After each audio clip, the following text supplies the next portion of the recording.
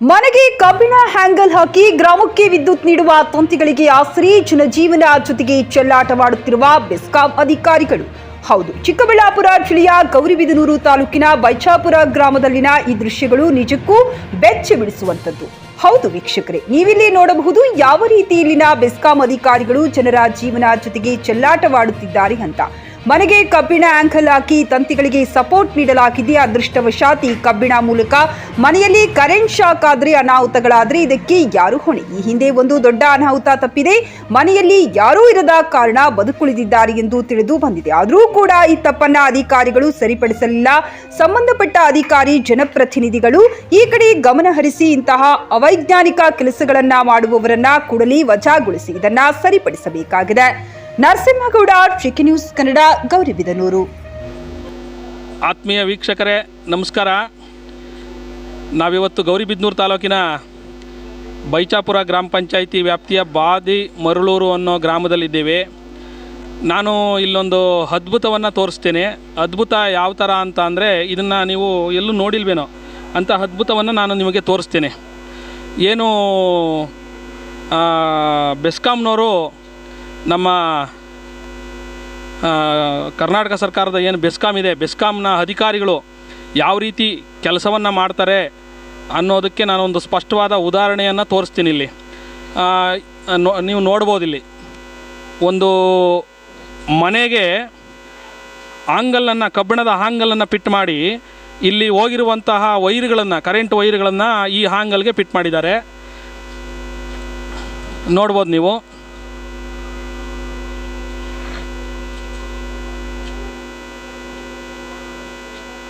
ಈ ರೀತಿಯಾಗಿ ಕೆಲಸವನ್ನು ಮಾಡೋದಕ್ಕೆ ಇಲ್ಲಿನ ಬೆಸ್ಕಾಂ ಅಧಿಕಾರಿಗಳು ಯಾವ ಯೂನಿವರ್ಸಿಟಿಯಲ್ಲಿ ವಿದ್ಯಾಭ್ಯಾಸ ಮಾಡಿದ್ರು ಅಂತ ನಿಜವಾಗಲೂ ಗೊತ್ತಿಲ್ಲ. ಯಾವ ಯೂನಿವರ್ಸಿಟಿಯಲ್ಲಿ ವಿದ್ಯಾಭ್ಯಾಸ ಮಾಡಿದ್ರು ಮತ್ತು ಎಲ್ಲಿ ಇವರು ತರಬೇತಿಯನ್ನು ತಗೊಂಡ್ರು ಈ ಥರ ಕೆಲಸಗಳನ್ನು ಮಾಡಲಿಕ್ಕೆ ಅನ್ನೋದು ನಿಜವಾಗ್ಲೂ ಬೆಸ್ಕಾಂ ಸಂಬಂಧಪಟ್ಟ ಬೆಸ್ಕಾಂನ ಅಧಿಕಾರಿಗಳೇ ಹೇಳಬೇಕು. ಯಾಕೆ ಅಂತ ಅಂದರೆ ಈಗ ಈ ಮಳೆಗಾಲದಲ್ಲಿ ಇಲ್ಲಿ ಗ್ರೌಂಡು ಕೂಡ ಆಗಿತ್ತಂತೆ ಈ ಮನೇಲಿ. ಅವತ್ತು ಅದೃಷ್ಟವಶಾತ್ ಯಾರೂ ಕೂಡ ಮನೆ ಒಳಗಡೆ ಇಲ್ಲ. ಇದ್ದಿದ್ದರೆ ಸಂಪೂರ್ಣವಾಗಿ ಎಲ್ಲರೂ ಕೂಡ ಬೆಸ್ಕಾಂನವರ ಅವಿವೇಕದ ಕೆಲಸದಿಂದ ಅವರು ಕೂಡ ಇದಾಗಬೇಕಾಗಿತ್ತು. ಅದೃಷ್ಟವಶಾತ್ ಏನೂ ಆಗಿಲ್ಲ. ಅವರು ಚೆನ್ನಾಗಿರಲಿ ಅಂತ ನಾವು JK ಕನ್ನಡ ನ್ಯೂಸ್ ವತಿಯಿಂದ ಹಾರೈಸ್ತೀವಿ.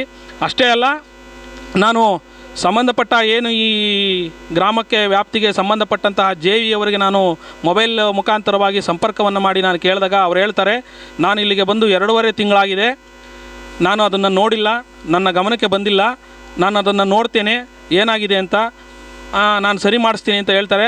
ಇದು ಸುಮಾರು ಆಲೆ ಈ ಮನೆಯನ್ನು ಕಟ್ಟಿ ಸುಮಾರು 4 ವರ್ಷದಿಂದ 5 ವರ್ಷಗಳಾಗಿದೆ. 5 ವರ್ಷದಿಂದ ಇದೇ ರೀತಿ ಇದೆ.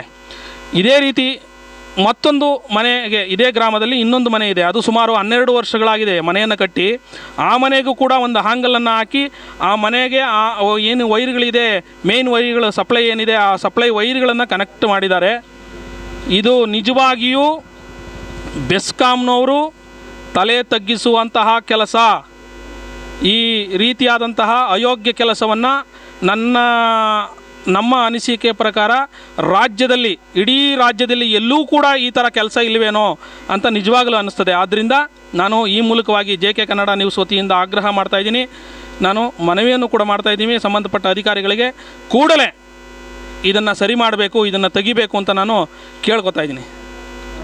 ಈ ಮನೆ ನಿಮ್ಮದೇನಾ? ಇಲ್ಲ ಸರ್, ನಮ್ಮ ಹಳ್ಳಿಯಂದವರು. ಮಗಳವರು. ಎಷ್ಟು ವರ್ಷ ಆಯ್ತು ಮನೆ ಕಟ್ಟಿ? ಮನೆ ಕಟ್ಟಿ 4.5 ವರ್ಷ ಆಯ್ತು ಸರ್. 4.5 ವರ್ಷ ಆಯ್ತಾ? ಹಾಂ. ಈಗ ಇದು KEBದು ಈ ಲೈನ್ಗೆ ಆಂಗಲ್ ಹಾಕಿದಾರಲ್ಲ, ಇದು 4 ವರ್ಷದಿಂದ ಹಿಂಗೆ ಇದೆಯಾ? 5 ವರ್ಷ ಆಯ್ತು ಸರ್. 5 ವರ್ಷದಿಂದ ಹಂಗೆ ಇದೆ. ಹಿಂಗೆ ಇದೆ. ಇದು KEB ಅವರಿಗೆ ನೀವು ಯಾವತ್ತಾದ್ರೂ ಅರ್ಜಿ ಕೊಟ್ಟಿದ್ದೀರಾ? ಇನ್ಫಾರ್ಮೇಷನ್ ಕೊಟ್ಟಿದ್ದೀವಿ, ಸರಿ ಮಾಡಿ ಅಂತ ಹೇಳಿದ್ದೀವಿ. ಲೈನ್ ಮ್ಯಾನ್ಗೂ ಅವ್ರಿಗೆ ಹೇಳಿದ್ದೀವಿ. ಮತ್ತು JE ಅವ್ರು ಯಾರು ಇಂಜಿನಿಯರ್ ಬರ್ತಾರಲ್ಲ, ರಾಘವೇಂದ್ರ ಅಂತ, ಅವ್ರಿಗೂ ಹೇಳಿದ್ದೀವಿ ಸರ್. ಹೇಳಿದ್ದೀವಿ ಸರ್. ಇಲ್ಲ ಸರ್, ಮಾಡಿಲ್ಲ. ಪಂಚಾಯತಿ ಗಮನಕ್ಕೆ PDO ಹೇಳಿದ್ವಿ, ಹೇಳಿದ್ವಿ ಸರ್. ಆಯಿತು, ಸರಿ ಮಾಡಿಸೋಣ, ಏನೋ ಒಂದು 15-20 ದಿವಸ ಟೈಮ್ ಕೊಡಿ ಮಾಡಿಸೋಣ ಅಂತ ಹೇಳಿದ್ರು ಆವತ್ತು. ಯಾವಾಗ ಕೇಳಿದ್ರು ಅದೇ ಮಾತೇನೆ.